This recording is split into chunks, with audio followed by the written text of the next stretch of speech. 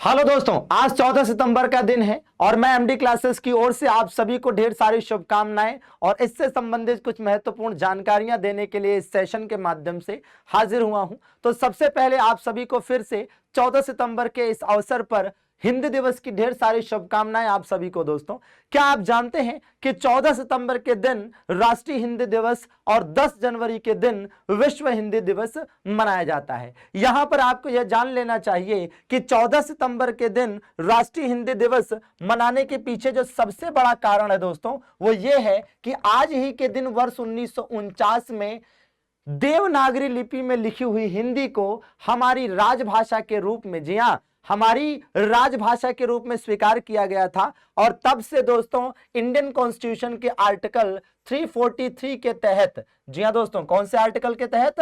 343 के तहत देवनागरी लिपि में लिखी हुई हिंदी हमारे देश की राजभाषा है। क्या आपको पता है पुरुषोत्तम दास टंडन, जी हां दोस्तों, पुरुषोत्तम दास टंडन जो कि उत्तर प्रदेश विधानसभा के पहले अध्यक्ष भी रहे, इनके द्वारा ही हिंदी को राजभाषा का दर्जा प्रदान करवाने के लिए एक अभियान चलाया गया था। यह सवाल रेलवे के एग्जाम में पूछा भी गया है कि हिंदी भाषा को राजभाषा का दर्जा तथा वंदे मातरम को राष्ट्रगीत का दर्जा प्रदान करवाने के लिए, प्राप्त कराने के लिए किसने एक अभियान को लीड किया? तो पुरुषोत्तम दास टंडन के द्वारा ऐसा किया गया और उन्हीं के प्रयासों के बदौलत आज हम हिंदी को राजभाषा के रूप में अपने देश में पाते हैं। दोस्तों, हिंदी दुनिया की सबसे ज्यादा बोली जाने वाली भाषाओं में शामिल है। अगर हम भारत की बात करें तो भारत में सबसे ज्यादा हिंदी बोली जाती है। हिंदी के बाद सबसे ज्यादा बंगाली बोली जाती है। इसके बाद मराठी और तेलुगु का नंबर आता है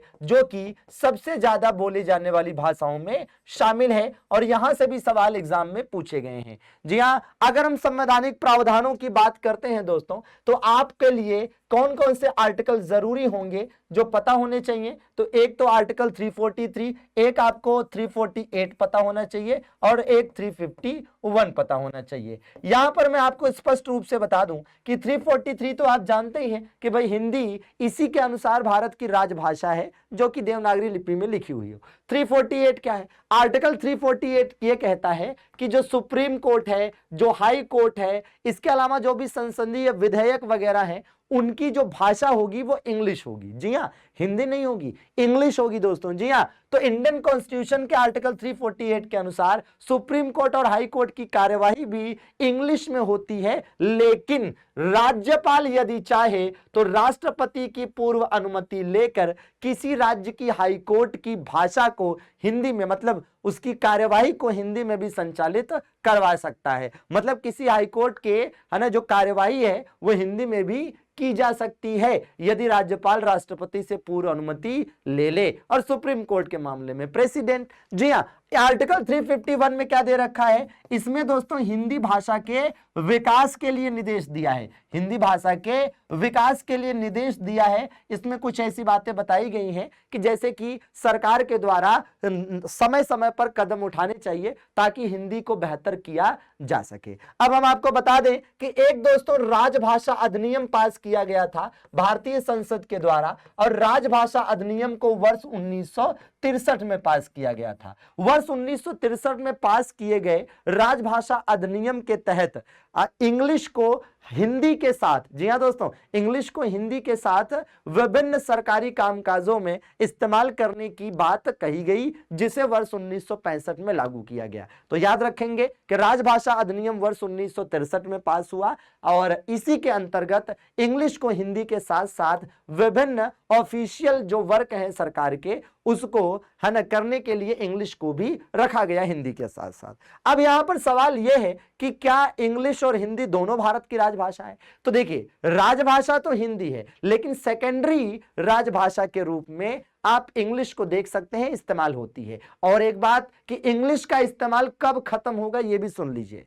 इंग्लिश का इस्तेमाल तब तक भारत की दरबारी भाषाओं में, मतलब दरबारी कामकाजों में या ऑफिशियल वर्क में नहीं खत्म किया जा सकता जब तक कि एक भी गैर हिंदी भाषी राज्य हिंदी के पक्ष, हिंदी के विरोध में और इंग्लिश के पक्ष में हो। कहने का मतलब यह है कि अगर हम चाहते हैं कि हिंदी जो है ना, हालांकि हम ऐसा चाहते नहीं, लेकिन ऐसा प्रावधान है कि भाई अगर हिंदी को ही केवल इस्तेमाल किया जाए, इंग्लिश को हटा दिया जाए, ऐसा अगर करना चाहते हैं तो इसके लिए प्रत्येक गैर हिंदी भाषी राज्य, मतलब ऐसे राज्य जिनकी राजभाषा हिंदी नहीं है, ऐसे राज्यों को अपने विधानमंडल में एक प्रस्ताव पास करना होगा, जिसको संसद को भी आगे पास करना पड़ेगा। और ऐसा करने के उपरांत ही इंग्लिश की जो इस्तेमाल है, इंग्लिश का जो इस्तेमाल है हिंदी के साथ साथ, उसको खत्म किया जा सकता है, जो कि 1963 के राजभाषा अधिनियम के तहत रखा गया है दोस्तों। ठीक है, मतलब एक भी गैर हिंदी भाषी राज्य